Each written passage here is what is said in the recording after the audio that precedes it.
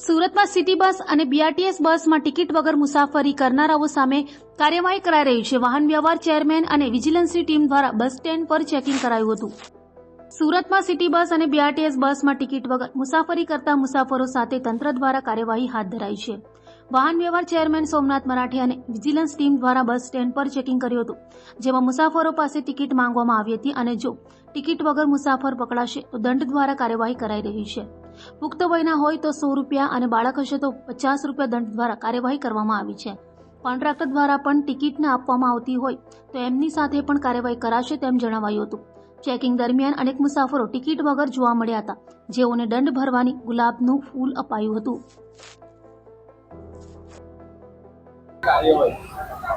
ગત રોજ મારા સિટીલિંગના સ્ટોપ અને મારા જનરલ મેનેજર પરવીન પ્રસાદ અને હું અમારું સુરત બીઆરટીએસ જે ટર્મિનલ છે ત્યાં અમારા જે કંડક્ટરો એજન્સીના જે માલિકો છે અને કંડક્ટરોને ચેકિંગ કરનાર ચેકરો, અમારા વિજિલન્સનો સ્ટાફ, આખરે તમામ સ્ટોપ સાથે અમે ગત રોજ જે મિટિંગ કરી હતી અને ગત રોજ જ તમામને અમે સૂચના આપી હતી.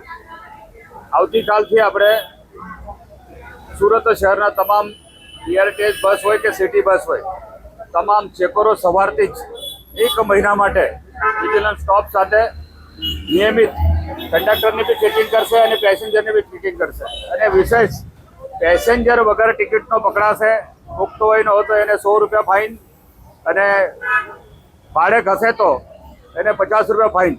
આ અમે અગાઉથી આ નિયમ છે, પરંતુ અમે જે પેસેન્જરો ટિકિટ લેવા માટે જે